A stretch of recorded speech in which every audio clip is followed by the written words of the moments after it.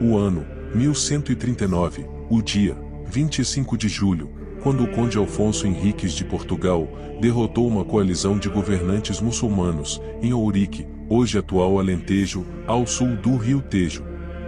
Esse fato foi considerado como Milagre de Ourique, e a partir daí, se deu origem de um país independente e livre, Portugal.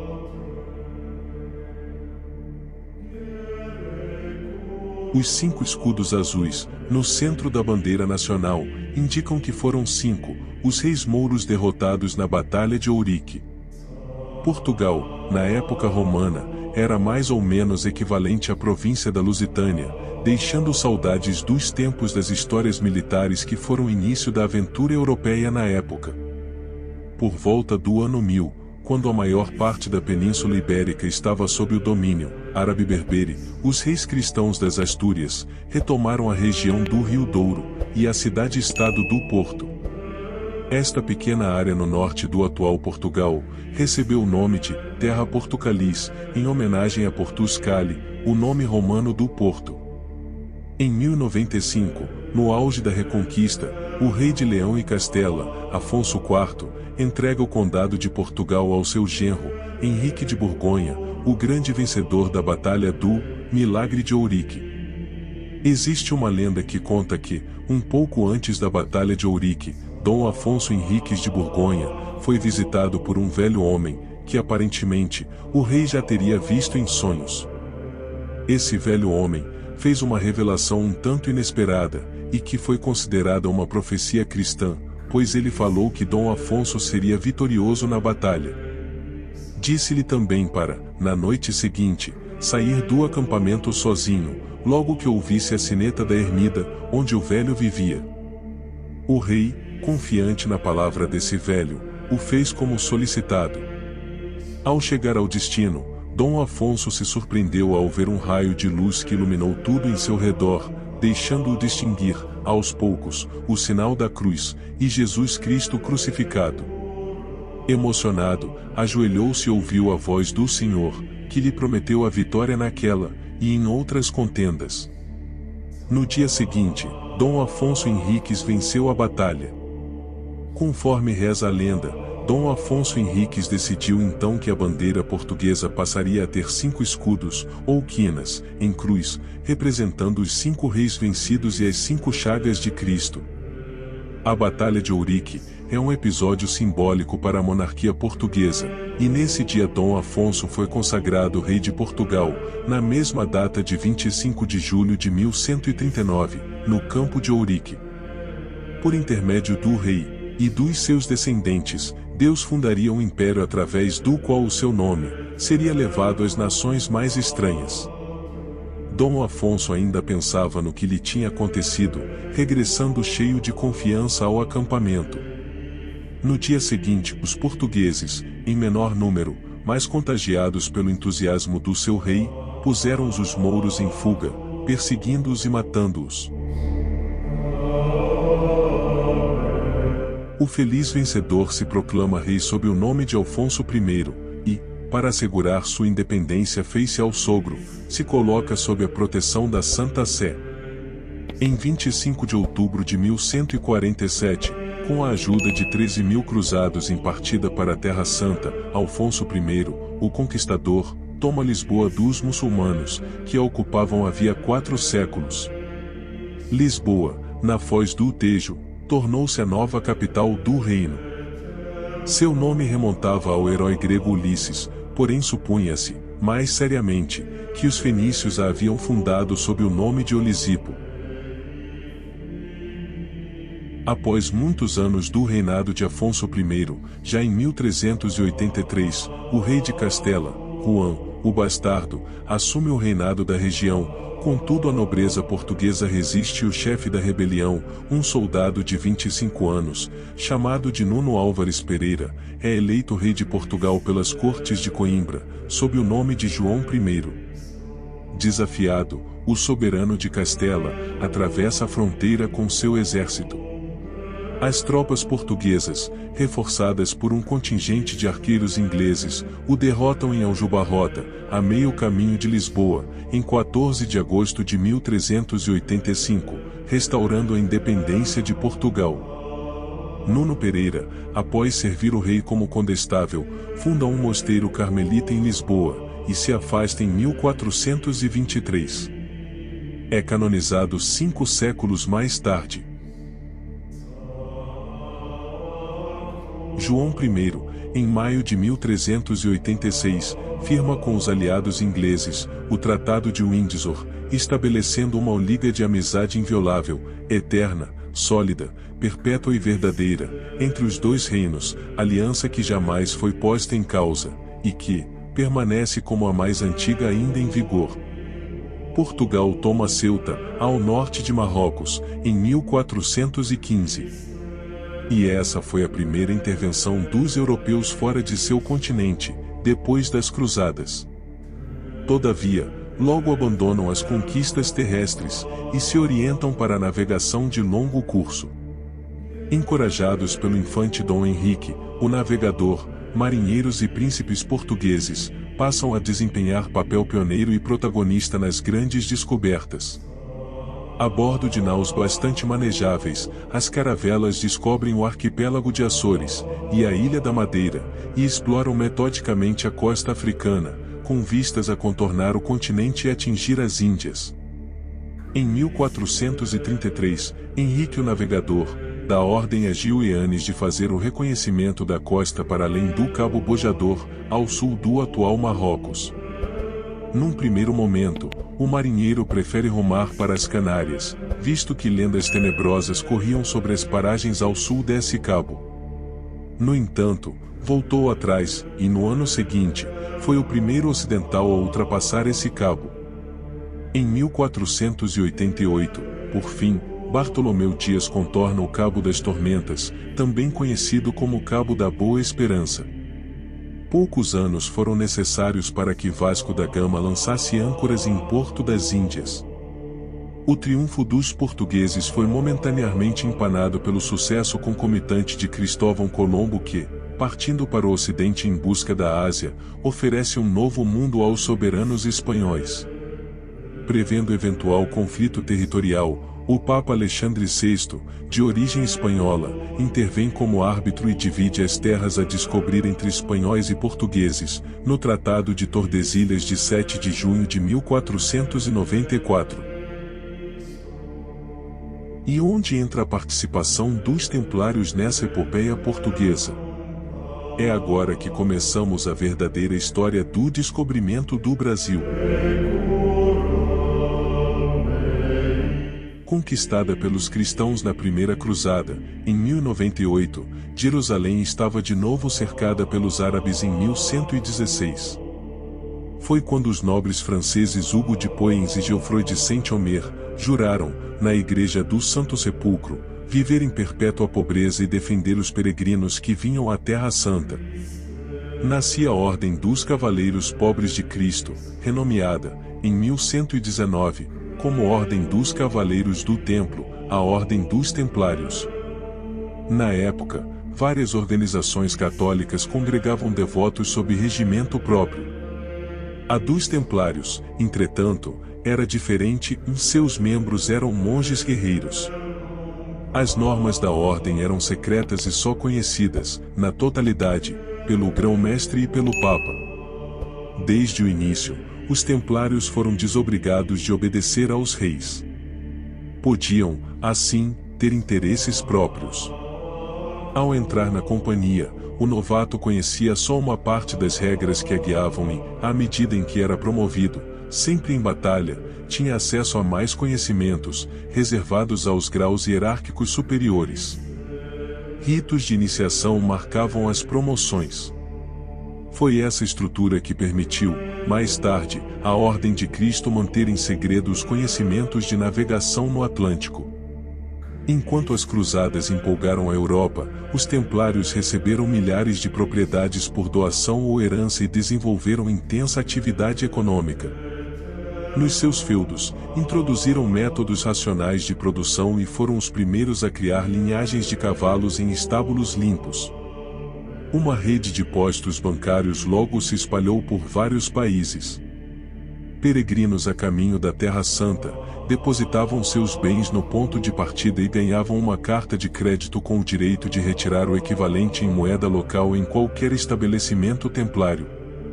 Daí para gerirem as finanças de reis, como o da França, foi um passo. Mas a sua exuberância gerou inveja.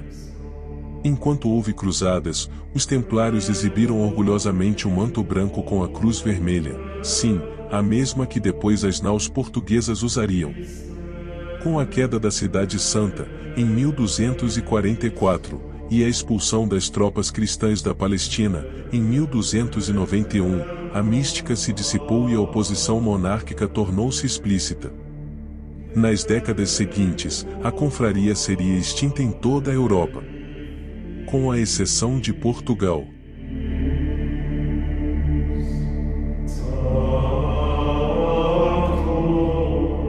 O rei da França, Filipe IV, o Belo, devia muito dinheiro à Ordem dos Templários. Os Templários franceses eram os mais poderosos da Europa. Controlavam feudos e construções no interior e em Paris. Entre eles, o Templo, um conjunto de igrejas e oficinas que, reformado em 1319, virou o presídio da Bastilha, mais tarde destruído durante a Revolução Francesa. As derrotas no Oriente Médio alimentaram uma onda de calúnias segundo as quais os cavaleiros teriam feito acordos com os muçulmanos, fugido de campos de batalha e traído os cristãos. Aproveitando o clima, em 13 de outubro de 1307, Filipe invadiu, de surpresa, as sedes templárias em toda a França. Só em Paris, foram detidos 500 cavaleiros, muitos sendo degolados. 2 processos foram abertos, um dirigido pelo rei contra os presos, e o outro conduzido pelo Papa Clemente V, contra a ordem. O Papa era francês, morava em Avignon, e era aliado do rei. Torturas brutais e confissões arrancadas pela Inquisição, viraram peças difamatórias escandalosas. O sigilo da ordem foi usado contra ela, e as etapas dos rituais de iniciação foram convertidas em monstruosidades. Os santos guerreiros foram acusados de cuspir na cruz, adorar o diabo, cultuar Maomé, manter práticas homossexuais e queimar crianças. Todos os seus bens foram confiscados. Esperava-se uma fortuna, mas, como pouco foi efetivamente recolhido, criou-se a lenda de que tesouros teriam sido transferidos em segurança para outro país. Para muitos, esse país teria sido Portugal. O rei Dom Dinis decidiu garantir a permanência da ordem em terras portuguesas, sugeriu uma doação formal dos seus bens à coroa, mas nomeou um administrador templário para cuidar deles. Nem o processo papal, nem a execução do grão-mestre Jacques de Molay, em 1314, o intimidaram.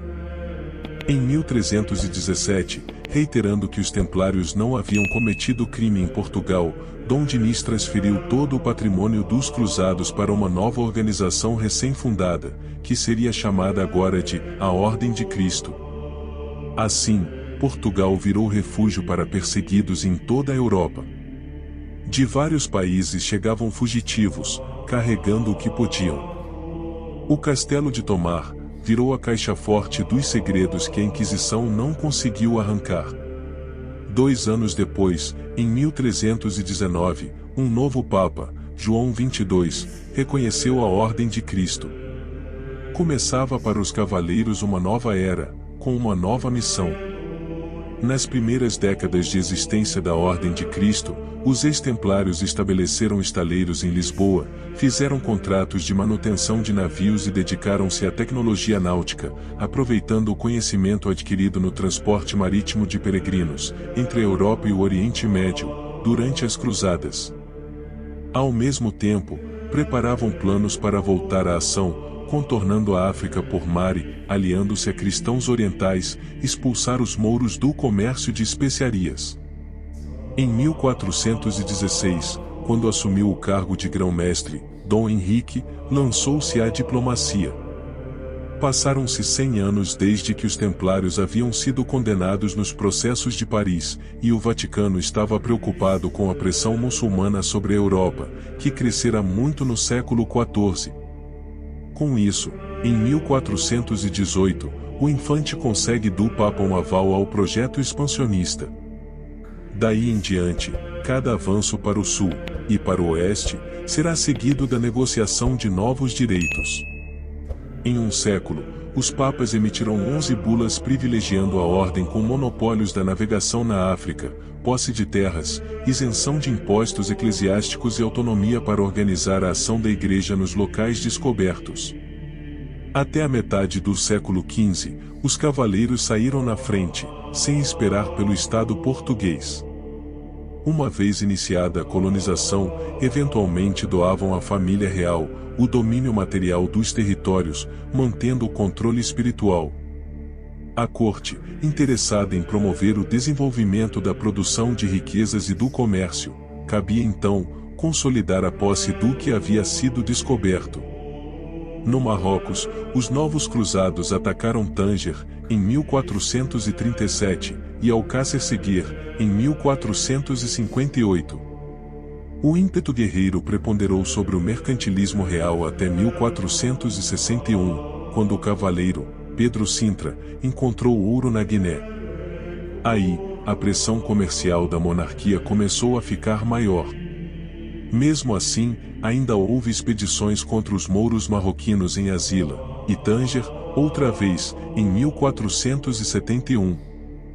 Mas à medida que foi sendo consolidado o comércio na Rota das Índias, a partir da sua descoberta em 1498, a coroa foi absorvendo gradualmente os poderes da ordem. Até que em 1550 o rei Dom João III fez o Papa Júlio III fundir as duas instituições. Com isso, o grão-mestre passa a ser sempre o rei de Portugal, e o seu filho tem o direito de sucedê-lo também no comando dos cruzados. A Ordem de Cristo controlou o conhecimento das rotas e o acesso às tecnologias de navegação enquanto pôde. Mas com o ouro descoberto na Guiné, em 1461, o monopólio da pilotagem passa a ser cada vez mais desafiado. A partir de então, multiplicaram-se os contratos com comerciantes e as cessões de domínio ao rei para exploração das regiões descobertas. Aos poucos, a sabedoria secreta guardada em Tomar foi sendo passada para mercadores de Lisboa, Flandres e Espanha. Portugal, naquela época, fervilhava de espiões, especialmente espanhóis e italianos, que procuravam os preciosos mapas ocultados pelos cruzados. Enquanto o tesouro de dados marítimos esteve sob a sua guarda, a estrutura secreta da ordem garantiu a exclusividade para os portugueses. Em Tomar e em Lagos, os navegadores progrediam na hierarquia apenas depois que a sua lealdade era comprovada, se possível em batalha. Só então, eles podiam ler os relatórios reservados de pilotos que já haviam percorrido regiões desconhecidas, e ver preciosidades como as tábuas de declinação magnética, que permitiam calcular a diferença entre o Polo Norte verdadeiro e o Polo Norte magnético, que aparecia nas bússolas. E, à medida que as conquistas avançavam no Atlântico, eram feitos novos mapas de navegação astronômica, que forneciam orientação pelas estrelas do hemisfério sul, a que também unicamente os iniciados tinham acesso. Mas o sucesso atraía a competição. A Espanha, tradicional adversária, também fazia política no Vaticano para minar os monopólios da ordem, em ação combinada com seu crescente poderio militar. Em 1480, depois de vencer Portugal numa guerra de 2 anos na fronteira, os reis Fernando de Leão e Isabel de Castela começaram a se interessar pelas terras de além do mar. Com a viagem vitoriosa de Colombo à América, em 1492, o Papa Alexandre VI, um espanhol de Valência, reconheceu em 2 bulas, as Inter Caetera, o direito de posse dos espanhóis sobre o que o navegante genovês havia descoberto. E rejeitou as reclamações de Dom João II, de que as novas terras pertenceriam a Portugal. O rei não se conformou e ameaçou com outra guerra. A controvérsia induziu os dois países a negociarem, frente a frente, na Espanha, em 1494, um tratado para dividir o vasto novo mundo que todos pressentiam, o Tratado de Tordesilhas.